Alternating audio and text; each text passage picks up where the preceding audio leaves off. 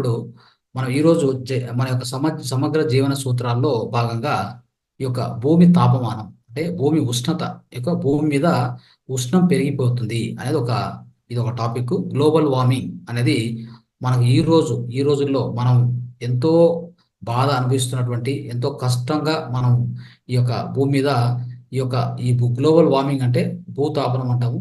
So భూ వాతావరణం వేడెక్కడం ఇవన్నీ కూడా గమనిస్తున్నాం కదా ఈ గ్లోబల్ వార్మింగ్. కాబట్టి దీనికి ఏంటి భూ భూ అంటే ఈ యొక్క భూతాపనం అంటే ఏంటి, లేదా గ్లోబల్ వార్మింగ్ అంటే ఏంటి, దాని కారణాలు ఏంటి, దాని పరిష్కారాలు ఏంటి, కొంత బ్రీఫ్గా తెలుసుకుందాం. చూడండి, గ్లోబల్ వార్మింగ్ అంటే ఏంటంటే ఇది మన యొక్క భూమి మీద నిదానంగా ఈ టెంపరేచర్ అనేది పెరుగుతూ పోతుంటుంది అనమాట. ఒక సంవత్సరం పెరుగుతూ వస్తుంది. ఇది ఎలా పెరుగుతుందంటే మన మన మనిషి చేసేటువంటి ఈ యొక్క కార్యాల వలన మన మనసులు చేసేటువంటి యాక్టివిటీస్ వల్ల ఇది పెరుగుతుంది అనమాట. అంటే మొట్టమొదటిగా దేని నుంచి పెరుగుతుంది అంటే ఇది గ్రీన్ హౌస్ గ్యాసెస్. అంటే గ్రీన్ హౌస్ గ్యాసెస్ ఏంటి గ్రీన్ హౌస్ గ్యాసెస్ అంటే గుర్తుపెట్టుకోండి, CO2 carbon dioxide, methane CH4, nitrous oxide N2O. ఇవన్నీ కూడా యథేచ్ఛగా ఎక్కడి నుంచి మన ఈ భూమి మీద మనం చేస్తున్న ఈ యొక్క చెప్పాలంటే ఈ యొక్క చేసేటువంటి కొన్ని యాక్టివిటీస్ వలన, కొన్ని పనుల వలన, అవి ఒకటి ఇండస్ట్రీస్ కావచ్చు, దాని నుంచి యథేచ్ఛగా కార్బన్ డైఆక్సైడ్ బయటికి పోవడము, మీథేన్ కూడా బయటికి పోవడము, తర్వాత నైట్రస్ ఆక్సైడ్, ఈ 3 వాయువులు ఎంత ఎక్కువగా భూమి వాతావరణంలో ఉంటాయో భూమి అంతగా వేడి అవుతుంటుంది అంట. అర్థం చేసుకోండి. అంటే ఏం జరుగుతుందంటే చెప్తాను, ఎందుకు వేడి అవుతుందో మన భూమి కూడా చెప్తాను మీకు. ఈ 3 కూడా వాతావరణంలోకి వెళ్ళిపోతాయి. వాతావరణంలో ఈ 3 వాయువులు అంటే వాటి యొక్క అణువులు ఎక్కువగా ఉంటాయి అన్నమాట. భూమి వాతావరణంలో బాగా నిండిపోయి ఉంటాయి. ఎట్టి పరిస్థితుల్లో ఏం జరుగుతుందంటే సూర్యుని శక్తి వస్తుంది. అంటే మన యొక్క సూర్యకిరణాలు పడినప్పుడు ఆ సూర్యకిరణాల నుంచి ఈ అణువులు ఏం చేస్తాయి తెలుసా, ఆ సూర్యకిరణాల నుంచి శక్తిని తీసుకుంటాయి. అంటే ఆ వేడిని తీసుకొని తమలో దాచిపెట్టుకుంటాయి. మళ్ళీ నైట్ అవుతుంది కదా, నైట్ అయినప్పుడు ఏం కావాలి, ఆటోమేటిక్గా కూల్ కావాలి. ఏది మన భూమి కూల్ కాదు, ఎందుకంటే ఆ యొక్క శక్తిని, ఆ యొక్క మొత్తం వేడిని ఇవి ఏం చేస్తాయంటే ఇవి తీసుకొని అట్లా పెట్టుకోవడం వలన ఎప్పుడు కూడా భూమి అలాగనే వేడిగానే ఉండిపోతుంది. అంటే ఈ భూమి మీద వచ్చినటువంటి భూమి మీద హీట్ వచ్చి ఉంటుంది కదా, ఉష్ణం వచ్చి ఉంటుంది కదా, అది మళ్ళీ వెనక్కిపోవాలి కదా, వాతావరణంలోకి వెళ్ళిపోవాలి కదా, వెళ్ళిపోనివ్వదు. ఎందుకంటే ఈ యొక్క CO2, N2O, CH4 ఈ 3 కూడా అతి ఎక్కువగా ఉన్నాయి, వాతావరణం కమ్మేషన్ అయ్యి పూర్తిగా మన పూర్తి వాతావరణంలో పూర్తిగా కమ్మేషన్ అయ్యి, అంటే పూర్తిగా ఆవరించి ఉన్నాయి. దీనివలన అంటే సంవత్సరానికి ఈ యొక్క భూమి యొక్క భూ వాతావరణంలో భూమి పైన ఈ యొక్క వేడి పెరుగుతూ పోతుంటది. అర్థం చేసుకోండి. ఇది ఎలా ఉంటుందంటే ఇంకా కొద్ది రోజుల్లో స్నేహితులారా, ఎంతో ఎక్కువ రోజులు లేదు, బహుశా ఇంకొక 4-5 సంవత్సరాల్లో మనం తట్టుకోలేము. టెంపరేచర్ను భూమి మీద మనం తట్టుకోలేము. ఇప్పుడే పోయిన సమ్మర్లో మీరు చూశారు, ఇది ఏప్రిల్ మేలో ఢిల్లీలో 54 డిగ్రీలు అంట, 52-54 డిగ్రీలు. ఇది ఎక్కడి చూడండి, ఇది ఎలాంటి ఘటనలు జరుగుతున్నాయంటే చూడండి భూమి మీద. ఇవన్నీ జరగడానికి కారణం ఏంటంటే మానవుడు చేసేటువంటి తప్పిదాలు, మానవుడు చేస్తున్న తప్పులు. అర్థమైందా? ఇది కారణం. ఈ విధంగా దీన్ని ఏమంటారంటే గ్రీన్ హౌస్ ఎఫెక్ట్ అంటారు. ఇప్పుడు నేను చెప్పినటువంటి ఇది గ్రీన్ హౌస్ ఎఫెక్ట్.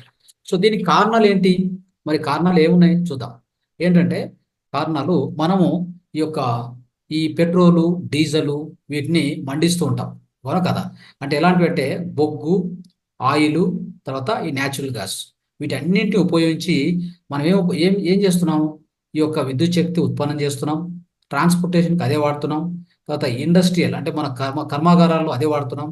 ఇవన్నీ ఏం చేస్తాయంటే CO2 ఉంది కదా, కార్బన్ డైఆక్సైడ్ను అత్యధికంగా వాతావరణంలో విడుదల చేస్తాయి. CO2ను విడుదల చేస్తాయి. అది గ్రీన్ హౌస్ గ్యాస్, అది ఎక్కువతో వస్తుందన్నమాట. తర్వాత రెండో కారణం చెప్తాను చూడండి. రెండో కారణం వచ్చేసి మన అడవులు నరికేయడం. అడవులను ఎక్కువగా నరికేస్తున్నారు. అంటే ఈ రోజుల్లో అడవులు చూస్తే స్నేహితులారా, ఎంత ఎక్కువగా నరికేశారంటే అంత ఎక్కువగా చెట్లన్నీ కొట్టేసి ఆ అడవులను కూడా పంటలుగా తయారు చేసుకోవడము, అక్కడ ఏదైనా ఇండస్ట్రీస్ పెట్టడము, ఈ యొక్క ఫ్యాక్టరీలు పెట్టడం జరుగుతూ ఉంది. అయితే దీనివల్ల నష్టం ఏంటి చూడండి. ఏంటి నష్టం అంటే ఇప్పుడు CO2 వాతావరణంలోకి వచ్చింది. దాన్ని CO2ను ఎక్కువగా తీసుకునేది ఎవరు తీసుకోవాలి, తీసుకుని ఆక్సిజన్ ఇచ్చేది ఎవరు, చెట్లే. ఆ చెట్లు లేనప్పుడు మీకు వాతావరణంలో CO2 అలానే ఉండిపోతుంది కదా. అలానే ఉండిపోయినప్పుడు వాతావరణంలో ఇంకా వేడి పెరుగుతుందా లేదా? కాబట్టి అది ఒక కారణం. రైట్. అది గుర్తుపెట్టుకోండి. తర్వాత మన యొక్క వ్యవసాయ విధానాలు మూడో కారణం. ఎందుకు ఈ యొక్క భూమి వాతావరణం వేడెక్కుతుందంటే ఇది మూడో కారణం చెప్తున్నాను. ఇది మన అగ్రికల్చర్ ప్రాక్టీసెస్ అంటే మన వ్యవసాయ పద్ధతులు. ఇక్కడ ఏం జరుగుతుందంటే స్నేహితులు గుర్తుపెట్టుకోండి. వ్యవసాయంలో మనం చేసే వ్యవసాయం వలన ఈ భూ వాతావరణంలోనికి మిథేన్ అంటే ఎందుకంటే మనం ఎన్ని మందులు కొడతాం. అవునా కదా! మందులు కొడుతూనే ఉంటాము. అది పెరగాలంటే పంట. ఆ కొట్టడం వలన దాంట్లోంచి లీక్ అయ్యేటువంటి దాంట్లోంచి బయటికి ఈ వాతావరణంలో కలిసేటువంటి గ్యాస్ ఏం తెలుసా? మీథేన్ గ్యాస్ గుర్తుపెట్టుకోండి. సో, ఇది ఎక్కువగా జరుగుతూ ఉంటది. దానివల్ల ఇంకొకటి ఈ లైవ్ స్టాక్ అంటే ఈ యొక్క మాంసం కోసము ఏం చేస్తారంటే మాంసం కోసము ఈ యొక్క మన పశువులను పెంచుతూ ఉంటారు. దానికి సంబంధించినటువంటి ధాన్యాలు పెంచుతూ ఉంటారు చూడండి. అక్కడంతా కూడా మీథేను అతి ఎక్కువగా వస్తుంది. కాబట్టి ఇవన్నీ గుర్తుపెట్టుకోండి. ఇలాగా సో, ఇవన్నీ చేయడం వలన అంటే ఒకటి ఈ అగ్రికల్చర్ ప్రాక్టీసెస్‌లో మీథేన్ ఒకటి, ఇంకోటి నైట్రస్ ఆక్సైడ్ వస్తుంది. నైట్రస్ ఆక్సైడ్ వచ్చేది మనం ఉపయోగించేటువంటి ఈ రసాయనిక ఎరువుల నుంచి బయటకొచ్చేది నైట్రస్ ఆక్సైడ్. తర్వాత ఈ యొక్క మీథేన్ వచ్చేసి ఎక్కడి నుంచి వస్తుందంటే మనము ఈ యొక్క ఈ జంతువులను పెంచుతూ ఉంటాం కదా! మాంసం కోసం. జంతువుల ఏమంటారు దాన్ని ఫార్మింగ్ అంటాం కదా! ఈ పౌల్ట్రీ ఫార్మ్ తీసుకోండి. తర్వాత ఫిగ్ ఫార్మ్ అని తర్వాత వేరే వేరే పశువుల యొక్క ఫార్మ్స్ మెయింటైన్ చేస్తూ ఉంటారు. అంటే అక్కడనే పెంచి మళ్ళీ అక్కడనే దాన్ని మాంసంగా చేసి వేరే దేశాలకు వేరే ఎక్కడెక్కడో పంపిస్తూ ఉంటారు. ఆ ప్లేస్‌లో ఉత్పన్నమయ్యేది మీథేన్. ఓకే. ఆ ప్లేస్‌లో మీథేన్ అనే గ్యాస్ ఉత్పన్నమవుతుంది. అది కూడా గ్రీన్ హౌస్ గ్యాసే అని అర్థం చేసుకోండి. తర్వాత మన ఇండస్ట్రీస్ స్నేహితులారా, ఎక్కువ కర్మాగారాలు. ఇవేం చేస్తున్నాయంటే ఇండస్ట్రీలు బాగా అర్థం చేసుకోండి. ఇక్కడ ఏం జరుగుతుందంటే సిమెంట్ ప్రొడక్షను ఇవన్నీ చేస్తారు కదా! సో, ఈ సిమెంటు కంపెనీలు ఇట్లా ఉన్నాయి కదా! ఇవన్నీ కూడా ఏం చేస్తాయంటే CO2 కార్బన్ డయాక్సైడ్‌ను వాతావరణంలోకి యథేచ్ఛగా ఉత్పత్తి చేస్తూ ఉంటాయి. అట్లా కూడా మనకు భూ వాతావరణంలో CO2 ఎక్కువగా చేరుతుంది అనేది అర్థం చేసుకోండి. తర్వాత మనము ఈ రోజుల్లో ఈ సిటీస్ అంటే ఈ యొక్క పట్టణ ప్రాంతాలు పెరుగుతూ పోతున్నాయి కదా! పెరుగుతూ పోయే కొద్దీ ఏం చేస్తాము? ఖచ్చితంగా మనం ఏం చేస్తాము? ఉన్న చెట్లన్నీ కొట్టేస్తూ పోయి అక్కడ ఏం చేస్తాము? ఇల్లు కట్టుకోవడము, ఒక లేఅవుట్లు డెవలప్ కావడము, అపార్ట్మెంట్ కట్టడం ఇలా చేస్తూ ఉంటాం. ఇలా చేయడం వలన ఏమవుద్దంటే ఖచ్చితంగా చెట్లు తక్కువైపోవడం వలన మన భూమి వాతావరణంలో ఉన్నటువంటి కార్బన్ డయాక్సైడ్‌ని తీసుకోవడానికి చెట్లు లేవు కాబట్టి భూ వాతావరణం వేడి పెరుగుతూనే ఉంటది. ఇది మీరు అర్థం చేసుకోవాలి. ఓకే. సో, ఇది పర్టిక్యులర్‌గా. తర్వాత మన యొక్క పవర్ ప్రొడక్షన్ చూడండి. పవర్ ప్రొడక్షన్ కూడా ఎంత హానికారి అంటే ఈ మన సింగరేణి బొగ్గు గనులు అని చెప్తాం. సింగరేణి బొగ్గు గనులు ఇట్లవన్నీ కూడా థర్మల్ పవర్ స్టేషన్ మిత్రులారా. థర్మల్ పవర్ స్టేషన్ ఎంత డేంజర్ అంటే అవి ఆ బొగ్గును వాడి దాని నుంచి వచ్చే కల్మషం ఉంది కదా! దాని నుంచి వచ్చే CO2 నేరుగా వాతావరణంలోకి వచ్చేస్తది. ఆ పవర్ కోసం ఇంతగా మనం పొల్యూషన్ చేయడం మంచిది కాదు. ఇంకా కావాలంటే మనం సూర్యుని శక్తి వాడుకోవాలి గానీ ఇట్లా చేయకూడదు అనేది అర్థం చేసుకోవాలి. సరే. ఇప్పుడు దీనివల్ల మనకి ఏం జరగబోతుంది? ఏం నష్టం జరుగుతది చూద్దాం. ఈ యొక్క గ్లోబల్ వార్మింగ్ అవుతుంది కదా! వేడి ఎక్కువవుతుంది కదా! ఏం నష్టం జరుగుతది చూద్దాం. అంటే ఆ నష్టాలేంటి? ఒకటి టెంపరేచర్ పెరుగుతూ వస్తది. రోజు అంటే సంవత్సరానికి పెరుగుతూ వస్తది. దీనివల్ల ఏమవుద్దంటే సో, ముందు రోజుల్లో ఈ యొక్క వేడి గాలులొచ్చి చాలా మంది చనిపోయే అవకాశం ఉంది. ముందు ముందు రోజుల్లో అంటే ఇప్పుడు కాదు ఇంకొక 4, 5 సంవత్సరాలకి. ఓకే. ఖచ్చితంగా అది జరిగే అవకాశం ఎక్కువగా కనిపిస్తుంది. ఎందుకంటే మనం తీసుకునే చర్యలు సరిపోవట్లేదు. ఇక్కడంతా పొలిటికల్ లీడర్ వాళ్ళు తన్నుకోవడానికి సరిపోయింది. వాని పవర్ ఈడికి గావాలి, ఈని పవర్ వాడికి గావాలి. జనాల గురించి ఎవడు పట్టించుకునేవాడే లేడు. ఎన్ని అడవులు నరికేశారు. అవును కదా! ఎంత మాంస మారకద మాంసం యొక్క మారాటం అంటే మాంసాన్ని అమ్మేది జరుగుతా ఉంది చెప్పండి. మాంసం తయారు చేయడానికి ఎన్నెన్ని పౌల్ట్రీ ఫార్మ్స్ వచ్చాయి. దాని నుంచి మీథేన్ ఎంత వస్తా ఉంది. ఎంత ఉత్పత్తి అవుతా ఉంది. అది ఎవరైనా గమనించే వాళ్ళు ఉన్నారా? ఫ్యాక్టరీలు డబ్బులిస్తే ఫ్యాక్టరీ దేనికైనా ఇచ్చేదే. ఎలాంటి ఫ్యాక్టరీ అది వాడు ఎలాంటి దాని నుంచి అంటే ఈ పొల్యూషన్ రిలేటెడ్‌గా ఈ మాలిన్యం సంబంధించి ఏమైనా సర్టిఫికేట్ ఉందా వాని దగ్గర? వాడేమన్నా దాన్ని నియంత్రిస్తున్నాడా? లేదు. ఏమైనా ట్రీట్మెంట్ ఇచ్చి బయటికి పంపిస్తాడా? అది లేదు. యథేచ్ఛగా ఏమైనా చేయొచ్చు. డబ్బులిస్తే చాలు అంతే. ఇలాంటి విషయాలు జరుగుతున్నాయి. ఎవరు పట్టించుకునేవాళ్ళు లేరు. ఇప్పటికే వాతావరణం ఎక్కువైపోయింది. భూమి వాతావరణం వేడెక్కిపోయింది. చెప్పాలంటే ఒకప్పుడు బెంగుళూరులో 34, 32, 30 అంటే గొప్ప. ఇప్పుడు దగ్గర దగ్గర 40కి వచ్చేసింది. చూసుకోండి ఇంక. ఇంకేముంటది ఇక్కడ మనం చేసేది? మన భూమి మీద ఇంకోటి ఆశ్చర్యం ఏందంటే ఈ భూమి కాదని ఏది ఈ మార్స్‌కెళ్ళేది, చంద్రయానం చేసేది ఇవన్నీ ఎందుకు చేస్తారో నాకు తెలియదు. ఈ భూమినే కాపాడుకునే పరిస్థితి లేదు.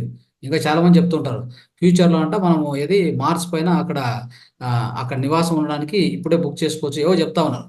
ఇవన్నీ అవసరం లేని పనులు ఇవన్నీ. మనం ఈ భూమినే కాపాడుకుని మన వల్ల కావట్లా. ఇంకొక గ్రహానికి పోయి దాన్ని దొబ్బేసి దాన్ని గబ్బు పట్టించేసి ఆ గ్రహం మీద కూడా మనం మన కంపంతా అడిగి పోవాలన్నమాట. సో ఇది మంచి పద్ధతి కాదు. ఓకే, మనం చేయవలసింది మనం ఉన్న చోట ఈ భూమిని ఈ గ్రహాన్ని భూగ్రహాన్ని కాపాడుకోవాలి. అంటే అద్భుతంగా చూసుకోవాలి. మన చుట్టూ ఎన్నో చెట్లు పెంచాలి. మన మన మన ఇంటి ముందల, మన ఇంటి వెనక, చుట్టూ ఎక్కడ వీలైతే అక్కడ చెట్లు పెంచుతూ పోవాలి. ఇప్పుడు ఉండేటువంటి తక్షణ కర్తవ్యం ఏం తెలుసా? ప్రతి ఒక్క మనిషి అదే పనిగా పెట్టుకొని ఒక్కొక్క మనిషి ఒక రెండు రెండు చెట్లు పెంచుతూ పోతే తప్ప ఈ భూమిని కాపాడడానికి ఇంకా ఎవరి వల్ల కాదు. ఇది ఇది సత్యము, రాసి పెట్టుకోండి ఇది. Okay, right. నెక్స్ట్ చూడండి.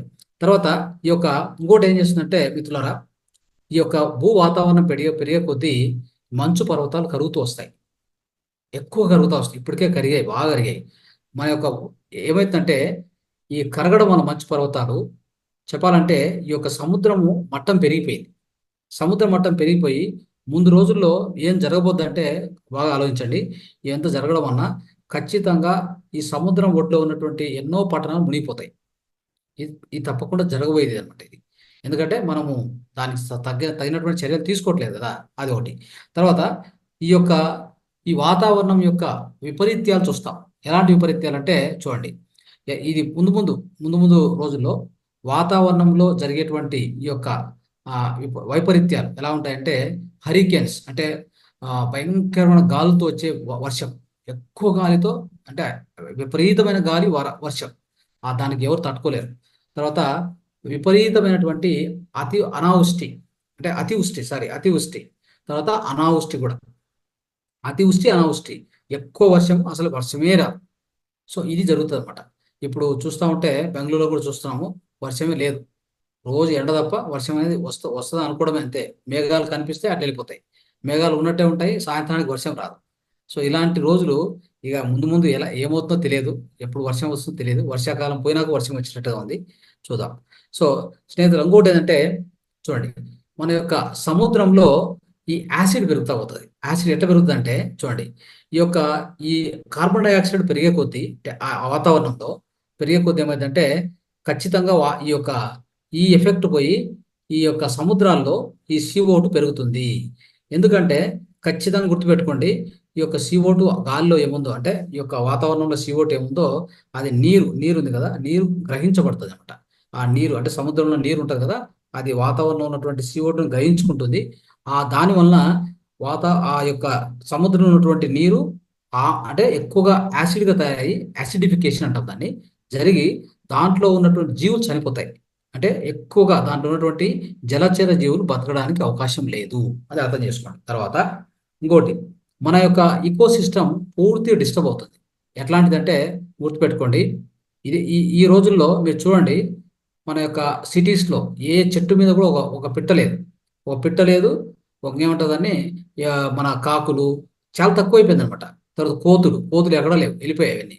అంటే ఎందుకు ఇలా జరుగుతుంది అంటే ఈ బయోడైవర్సిటీ అంటాం చూడండి, ఈ బయోడైవర్సిటీ అనేటువంటిది అవకాశమే లేదు. అన్ని జంతు జాతులు, పక్షి జాతులు పారిపోతున్నాయి. ఎందుకంటే ఇక్కడ ఉన్నటువంటి పొల్యూషను, ఇక్కడ ఉన్న వేడి, ఇక్కడ నీళ్ళే దొరకవు, వాటికి నీళ్ళు లేవు. ఎక్కడ చూసినా అపార్ట్మెంట్లు, ఎక్కడ చూసినా రోడ్లు, ఎక్కడ చూసినా సిమెంటు, ఇంకెక్కడ వాటికి నీరు ఎక్కడ తాగాలి అంటే సరస్సులు ఉన్నాయా, లేకులు ఉన్నాయా, అవన్నీ మూసేసి దొబ్బేసి దాన్ని పెద్ద పెద్ద అపార్ట్మెంట్లు కట్టేస్తారు. తర్వాత నీళ్లు సరిగా ఉండవు, ఆహారం సరిగా లేదు, కాబట్టి అవన్నీ పారిపోతున్నాయి.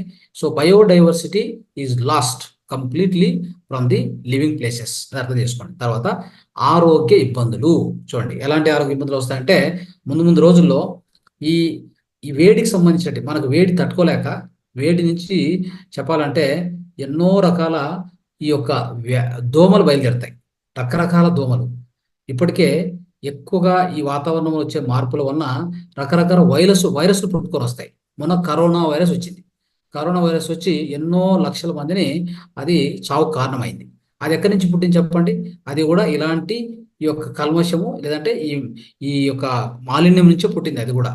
అంటే చెప్పాలంటే వాళ్ళు చైనాలో పుట్టిందని చెప్తారు. అది కూడా నాన్ వెజ్ నుంచే పుట్టిందని చెప్తారు. మీకు తెలిసిన విషయమే అది. అలాగా ఇంకా ముందు ముందు రోజుల్లో ఈ యొక్క వేడి ఎక్కువైపోద్ది. ఒకటి మన బాడీ తట్టుకోలేదు. మన బాడీ మీద బాడీ లోపల గాని, బాడీ బయట గాని ఎలా అంటే అంటే అనేకమైనటువంటి చర్మ వ్యాధులు వచ్చే అవకాశం ఎక్కువ ఉంది. దాంతో పాటు ఈ యొక్క ఏమైతాయంటే ఈ అతి వేడి వలన భూమిలో ఏ దోమలు రకరకాల దోమలు ఉంటాయి. ఆ దోమలు ఉండలేవు అవి కూడా బయటకొచ్చేస్తాయి. బయటకొచ్చేసి మన మానవుల మీద దాడి చేయడము, మానవుడిని అంటే మానవుడు ఎక్కడుంటే అక్కడ ఇప్పుడు చూడండి ఇప్పుడే గమనిస్తాం కదా! ఈ వేసవికాలం చూడండి భయంకరమైన దోమలు. ఎక్కడ ఏ ఇంట్లో చూసినా దోమలే. సో, ఎందుకంటే అవన్నీ లోపల ఉండలేవు. ఆ వేడికి తట్టుకోలేవు. బయటకొచ్చేస్తాయి. అప్పుడు మానవుని మీద దాడి చేయడం ఖచ్చితంగా దాని నుంచి మనము ఫలితాలు ఫేస్ చేయాల్సొస్తది. సో, ఇలాంటిది ఇవి నష్టాలు. ఇంకా ఎన్నో ఉంటాయి నష్టాలు. అయితే మనం చెప్పుకుంది కొన్ని నష్టాలు చెప్పాం. సరే. ఇప్పుడు ఏం చేయాలి? తక్షణమే ఏం చేయాలి? ఏం చేస్తే దీన్ని గ్లోబల్ వార్మింగ్ మనం కొంతవరకు అరికట్టవచ్చు అంటే కొన్ని చెప్తాను. అది గుర్తుపెట్టుకోండి.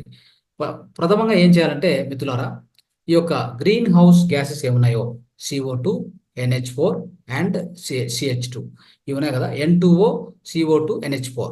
సో, ఇవన్నిటిని కూడా వీటిని ఏం చేయాలి? ఖచ్చితంగా నియంత్రించాలి. CO2 తర్వాత CH4 methane, N2O nitrous oxide వీటన్నింటిని కూడా సరియైన రీతిలో నియంత్రించాలి. గుర్తుపెట్టుకోండి. వాటికి ఏం కావాలంటే ఒక మంచి పాలసీస్ గవర్నమెంట్స్ ఏం చేయాలి? మంచి పాలసీస్‌ను తయారు చేయాలి. తయారు చేసి ఈ యొక్క ఏదైనా ఒక చూడండి మనం పవర్‌ను ఉత్పత్తి చేయాలి. అంటే విద్యుత్ శక్తి ఉత్పత్తి చేయాలి.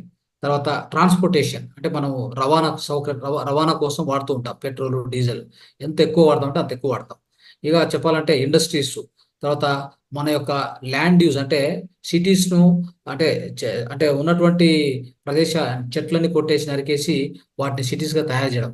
ఇవి తయారు చేస్తున్నప్పుడు కొన్ని పాలిసీస్ పెట్టి సాధ్యమైనంత వరకు ఈ యొక్క CO2 ఇలాంటిది వాతావరణంలోకి రాకుండా తక్కువగా వచ్చేలాగా నియంత్రించి దాన్ని శుద్ధి చేసి బయటికి వదలాలి. అలాంటివి తీసుకొని అలాంటి చర్యలు తీసుకుంటే గవర్నమెంట్ పక్క నుంచి ఇది కొంతవరకు జరిగేటువంటి అవకాశం ఎక్కువగా ఉంది. అది అర్థం చేసుకో. తర్వాత చూడండి మనం ఏం చేయాలంటే ఈ రెన్యూవబుల్ ఎనర్జీ సౌరశక్తి తర్వాత పవన శక్తి ఇట్లాంటి వాటిని యూజ్ చేయడం మొదలుపెట్టాలి. ఎందుకంటే ఈ యొక్క ఫాసిల్ ఫ్యూయల్స్ అంటే ఈ ఏదైనా కావచ్చు పెట్రోల్ కావచ్చు, డీజిల్ కావచ్చు, నేచురల్ గ్యాస్ కావచ్చు.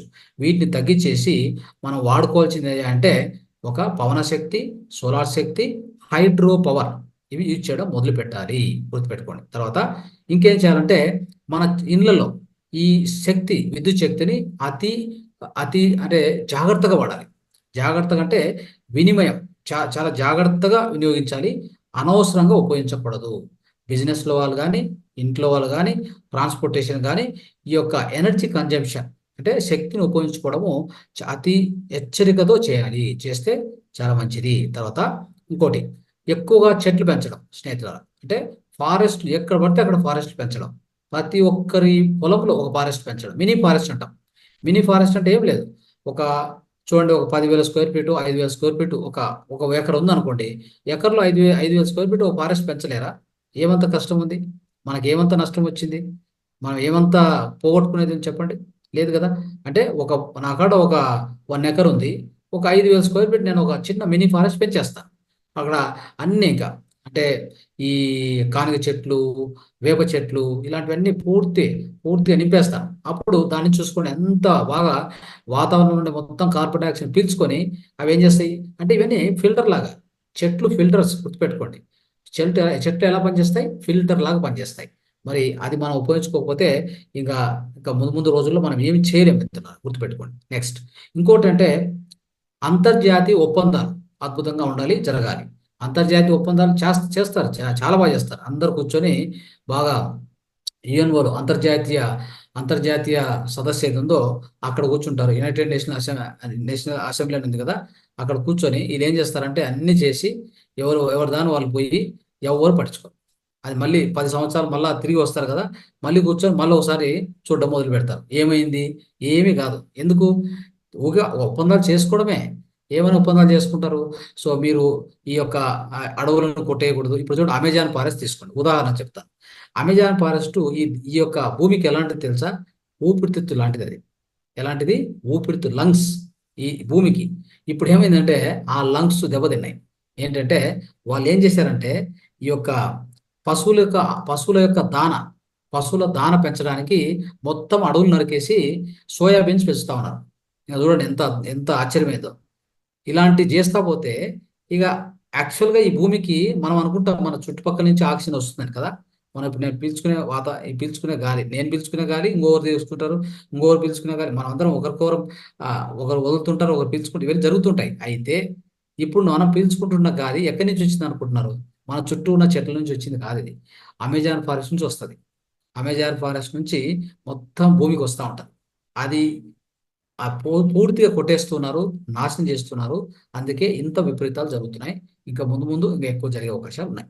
కాబట్టి సో ఇవి ఇంటర్నేషనల్ అగ్రిమెంట్స్ చేసుకోవడం ఒకటే కాదు. మరి చూడండి ఏమైందంటే అందరు కలిసి ప్యారిస్ అగ్రిమెంట్ చేశారు. ప్యారిస్ అని ఒక అగ్రిమెంట్ చేశారు. ఏమని చేశారంటే చూడండి ఈ సంవత్సరం కల్లా మీ దేశంలో మీ దేశంలో ఒక ఫ్యాక్టరీలు అయితే కావచ్చు, ఇంకా లేకపోతే ఈ యొక్క లైవ్ స్టాక్ ఈ ఏవి మన కోళ్ళ ఫారాలు ఇట్లా ఉన్నాయి కదా. సో అక్కడి నుంచి కావచ్చు ఎమిషన్స్ కంట్రోల్ చేయాలి. ఇంతకంటే ఎక్కువ మించకూడదు. గాలిలో ఇంతకంటే ఎక్కువ అంటే మీ మీ దేశంలో మీ వాతావరణంలో ఇంతకంటే ఎక్కువ ఉండకూడదు. మీరు తగ్గిస్తూ రావాలి అని అన్ని చేసుకొని ఆ విధంగా చేసుకొని అందరూ కలిసి ఈ యొక్క గ్లోబల్ వార్మింగ్ మీద ఫైట్ చేయాలని చెప్పి నిర్ణయించారు. అదే ప్యారిస్ అగ్రిమెంట్. అయితే ఇంప్లిమెంటేషన్లో లేదు. అది జరిగినటువంటి ప్రాబ్లం.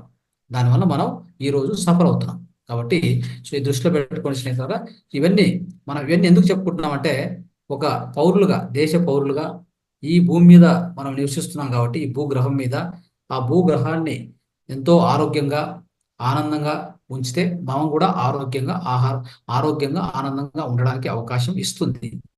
లేదంటే దాన్ని మనం నాశనం చేసిన రోజు ఈ వాతావరణాన్ని మనం పట్టించుకోకుండా ఏ చెట్లు ఏ చీమలు లేకుండా తర్వాత మన చుట్టూ జంతువులు లేకుండా అన్నిటినీ ఇక్కడి నుంచి తరిమేసి మనం మాత్రమే కాంక్రీట్ జంగిల్లో మంచి రోడ్లు మంచి లైట్లు మంచివా, రోడ్లు మంచివా అంటే లైట్లు మంచివి కాదు.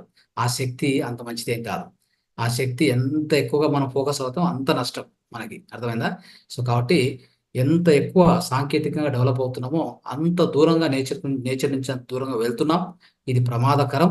దీన్ని ఖచ్చితంగా మనం తిరిగి బ్యాక్ టు నేచర్ అనేది ఒక మంత్రము తంత్రం అని చెప్పుకుంటూ ఈరోజు ఈ యొక్క సమగ్ర జీవన శైలి అనే దాన్ని మనం ముగిస్తున్నాం.